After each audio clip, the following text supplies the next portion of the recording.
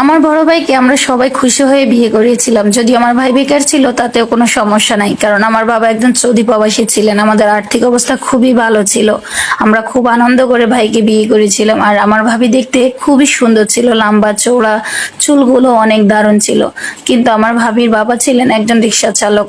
ওরা 4-5 ভাই বোন ছিল। আমাদেরকে আয়োজন করে খাওয়ানোর মতো কোনো অবস্থায় ওদের ছিল না। আমার মা লুকোচুরি করে ওদেরকে টাকা দিয়েছিল আমাদেরকে আয়োজন করে খাওয়ানোর জন্য। যাই হোক, আলহামদুলিল্লাহ আমরা আমাদের ভাবিকে পেয়ে অনেক খুশি। এভাবে আমাদের দিনগুলো খুব ভালো যাচ্ছিল। আমার বাবা যখন সৌদি থেকে আসতো তখন আমার বাবির জন্য ইরানি বোরকা, ইরানি চশমা, সাইড ব্যাগ সবকিছু নিয়ে আসতো। আর আমার ভাবিকে দেখতে একবারই পরীর মতন লাগতো, খুব সুন্দর লাগতো। সবাই আমার ভাবিকে বলতো যে ভাগ্যগুণে একটা শ্বশুর বাড়ি পাইছে, মনে হয় যেন সোনার চামচ মুখে নিয়ে জন্ম হয়েছে। যাই হোক, এগুলো আমি আর বলতে চাই না। আমার ভাবি তেমন কাজ কাম জানতো না, খুবই অলস প্রকৃতির ছিল। তবে ওনার একটা ভালো দিক ছিল, উনি 5 ওয়াক্ত নামাজ কালাম পড়তেন এবং কোরআন শরীফ পড়তেন। এর ভিতরে আমার বাবা আমার ভাইয়ের জন্য একটা চৈদির ভিসা খোলে। আমার ভাই বিদেশে চলে যায় এবং আমার ভাবি প্রেগনেন্ট অবস্থায় থাকে। আলহামদুলিল্লাহ, আমার ভাই চলে যাওয়ার পর আমার ভাবি একটা পুত্র সন্তান হয়। এভাবে ভালোই দিন যাচ্ছিল।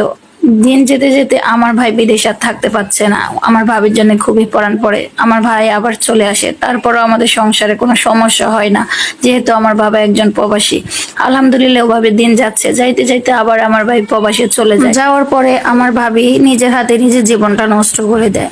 ওনার মেজ বোনের বিয়ে ঠিক হয়েছিল ঢাকাতে, উনি ওখানে গিয়েছেন। যাওয়ার পরে উনি সবজি বিক্রেতা একটা ছেলের সাথে সম্পর্ক তৈরি করে ফেলেন। এটা যদিও সবাই পরে জানতে পেরেছে। আমার ভাইকে উনি ঠিক মতো সময় দিত না। আমরা ভাবতাম হয়তো আমার ভাই বিদেশে থাকে, এই জন্য হয়তো ওই ছেলের সাথে কথা বলে, কিন্তু বিশ্বাস করেন উনি অনেক রাত পর্যন্ত ওই ছেলেকে এই সময় দিয়ে যাচ্ছেন। এভাবে আমার ভাই বিদেশে ভেঙে পড়েছিল। পরে আমার ভাই দেশে চলে আসে। আসার পরে ওনাকে ঠিক করতে পারে না। আমার ভাবি এমন এমন কাজ করতো যা মেনে নেওয়ার মতো না। উনি বিষ পানও করেছিল। যাই হোক, তারপরেও আমরা সবকিছু মেনে নিয়েছি। ওনার মা বাবা যেহেতু গরিব, তারপর আমরা কখনো ওনার মা বাবাকে তেমন একটা চাপ দিতাম না, প্রেশার দিতাম না, কিছু জানাতাম না। হঠাৎ করে রমজানি চলে আসে, আর রমজানের ভিতরে উনি কিন্তু 2বার করে চলে যাওয়ার জন্য করেছিল। আমরা সবাই মিলে বুঝিয়ে সুজিয়ে রেখেছিলাম। আর যখন উনি একটা দুর্ঘটনা ঘটায়, ওই দিন রাত্রেও আমার ভাই গরু বিক্রি করে ওনার জন্য কসমেটিক, জুতা, জামা সবকিছু এনেছে এবং বাজারের যত দামি খাবার আছে সবকিছু এনে ওনাকে খাওয়াইছিল। জানি না ওনার প্রতি কেন এত ভালোবাসা আমার ভাইয়ের, এটা আমরা বলতে পারবো না। কিন্তু উনি আমার ভাইয়ের ভালোবাসা উপেক্ষা করে চলে গেছে ওই লোকের কাছে। কিন্তু ওই লোকের কাছে গিয়ে দেখে ওই লোকের একটা পার্টি বিছানোর জায়গাও নাই।